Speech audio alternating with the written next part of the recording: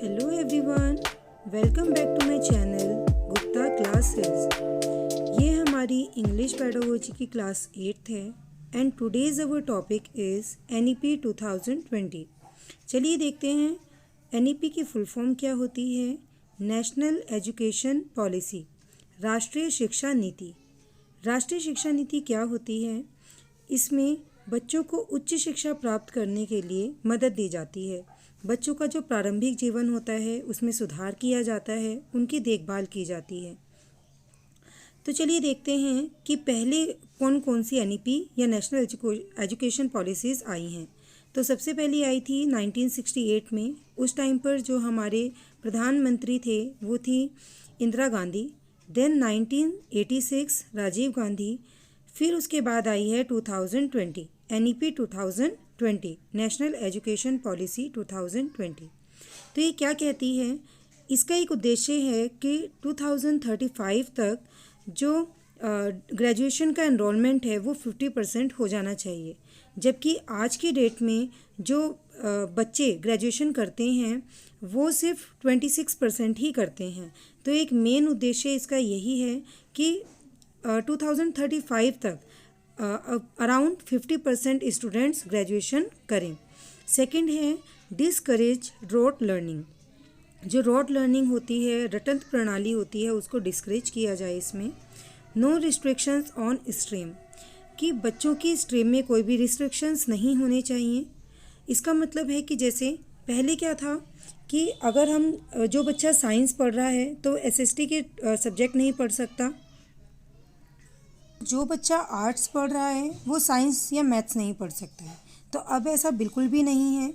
National education policy 2020 कहती है कि बच्चों का जो भी मन है, जिस भी सब्जेक्ट को पढ़ने का मन है, उनका जिस भी सब्जेक्ट में इंटरेस्ट है, तो वो बच्चे उन सब्जेक्ट्स को अपने अकॉर्डिंग पढ़ सकते हैं। तो सबसे पहला इसका उद्देश्य क्या रहा है कि 50% एनरोलमेंट इन ग्रेजुएशन 2035 तक। देन डिस्करेज रोट लर्निंग, रटन प्रणाली बिल्कुल मुक्त हो जाना चाहिए। बच्चे लर्निंग करें, उसको समझें, रटे नहीं।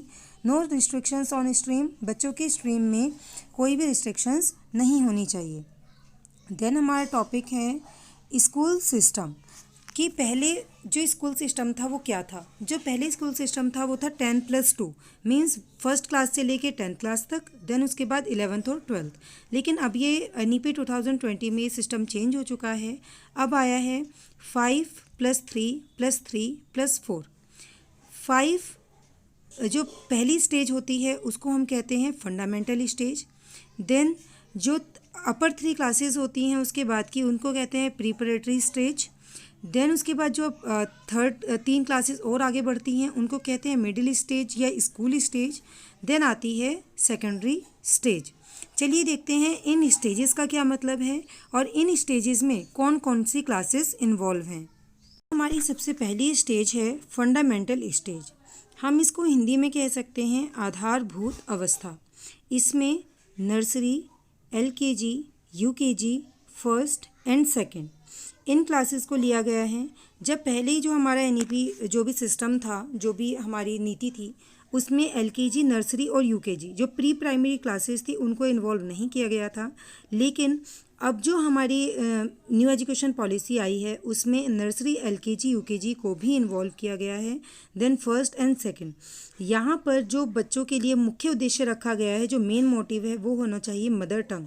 क्योंकि बच्चे अपने एनवायरनमेंट से निकल कर आते हैं, जो भी उनका घर का एनवायरनमेंट होता है, और वहाँ पर बच्चे उसी तरह की लैंग्वेज यूज़ करते हैं जो भी उनके घरों में बोली जाती है। और अगर वो मान लीजिए अगर वो यहीं के ही बच्चे हैं, उनके घरों में हिंदी बोली जाती है, तो ऑब्वियस सी बात है कि वो उनकी मदर टंग हिंदी होगी।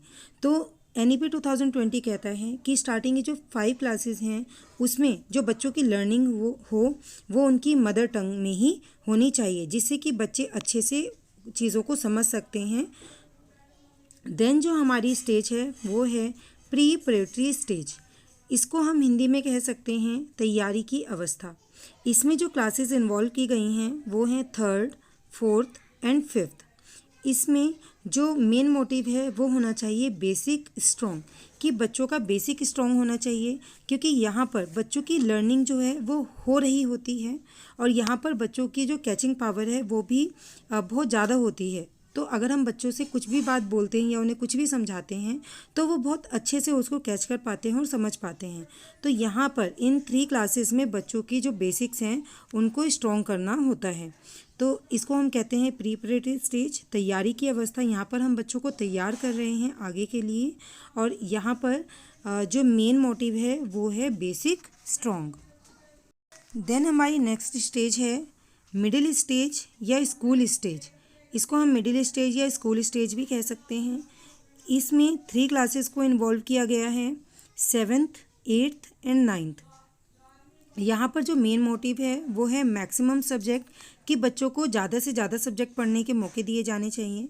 इवन जो भी उनका मन करे वो उन्हें दिया जाना चाहिए, क्योंकि आजकल के जो स्कूल सिस्टम है उसमें लाइब्रेरी को भी इन्वॉल्व किया गया है और लाइब्रेरी में बहुत तरह की बुक्स होती हैं। तो कोई ना कोई एक पीरियड उनको ऐसा मिले जिसमें वो अपने इंटरेस्ट की बुक्स को पढ़ सकें। देन मेंटल डेवलपमेंट, यहाँ पर बच्चों का जो मानसिक विकास है वो बहुत तीव्रता से होता है। तो उसी के अकॉर्डिंग बच्चों में ये देखना कि किस बच्चे में किस चीज़ के अनुसार उनकी क्षमता है या किस सब्जेक्ट में उनकी रुचि है, तो उनको छांटना।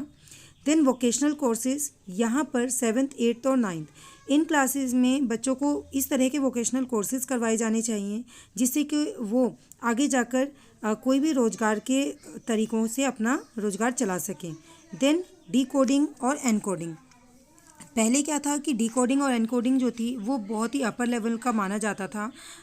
इवन कॉलेज के बाद में जाकर बच्चे ये चीज़ सीखते थे, लेकिन अब ऐसा नहीं है। एनईपी कहता है कि डिकोडिंग और एनकोडिंग उनको इसी स्टेज में सिखाई जानी चाहिए। देन हमारी लास्ट स्टेज है सेकेंडरी स्टेज। सेकेंडरी स्टेज में हमारी 4th क्लासेस को इन्वॉल्व किया गया है, 9th, 10th, 11th and 12th। इसमें देखते हैं कि मेन मोटिव क्या है। यहाँ पर बच्चों के स्ट्रीम की बात की गई है। स्ट्रीम मतलब यहाँ पे वो अपना स्ट्रीम देखते हैं कि उनको आर्ट साइड में जाना है या साइंस साइड में जाना है। देन लिबरल का मतलब है कि लिबर्टी देनी चाहिए कि जो भी बच्चे को जिस भी सब्जेक्ट में इंटरेस्ट है वो वही सब्जेक्ट को पढ़ सके। तो ये है हमारी 4 स्टेजेस, जिसमें पहली है fundamental stage, then preparatory stage, middle stage या स्कूल स्टेज हम उसको कह सकते हैं, और सेकेंडरी स्टेज। चलिए देखते हैं, एक बार रिवाइज कर लेते हैं एनईपी 2020 को। नेशनल एजुकेशन पॉलिसी, राष्ट्रीय शिक्षा नीति जो हमारी आई है अब न्यू 2020 में, और इसमें जो मेन इसका मोटिव है वो ये है कि 2035 तक 50% जो बच्चे हैं वो एनरोलमेंट करें किसमें, ग्रेजुएशन में। Then discourage dot learning, no restrictions on stream. उसके बाद हमारे स्कूल सिस्टम की बात की गई, जिसमें जो अब हमारा फॉर्मूला चल रहा है वो है 5 + 3 + 3 + 4, जिसमें जो स्टार्टिंग के 5 है वो उसको हम कहते हैं फंडामेंटल स्टेज, आधारभूत अवस्था, जिसमें nursery, LKG, UKG, first and second को इन्वॉल्व किया गया है। और उसका बेसिक मोटिव क्या है, उसका उद्देश्य है कि मदर टंग। देन जो 3 है वो है प्रीपरेटरी स्टेज, जिसमें 3rd, 4th और 5th की क्लासेस को इन्वॉल्व किया गया है। इसका मतलब है तैयारी की अवस्था, जहाँ पर बच्चों के बेसिक्स को स्ट्रॉन्ग करना चाहिए।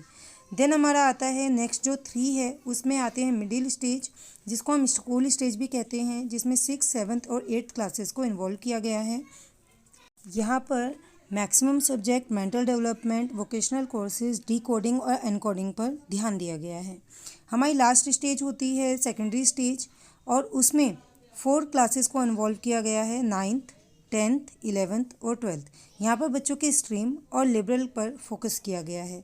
आई होप आपको ये वीडियो समझ में आई होगी, और आपका जो एनईपी 2020 मीन्स 2020 जो टॉपिक है वो क्लियर हुआ होगा। इंग्लिश पेडागोजी के अकॉर्डिंग इतना ही ये सफिशिएंट है। अगर आपको ये वीडियो अच्छी लगी हो और आपके लिए हेल्पफुल हो तो प्लीज़ वीडियो को लाइक करें, शेयर करें और मेरे चैनल को सब्सक्राइब करें। और अगर आपको इस वीडियो से रिलेटेड कोई भी प्रॉब्लम आती है तो आप कमेंट सेक्शन में पूछ सकते हैं। चलिए मिलते हैं अपनी नेक्स्ट वीडियो में अपने नेक्स्ट टॉपिक के साथ। Thank you.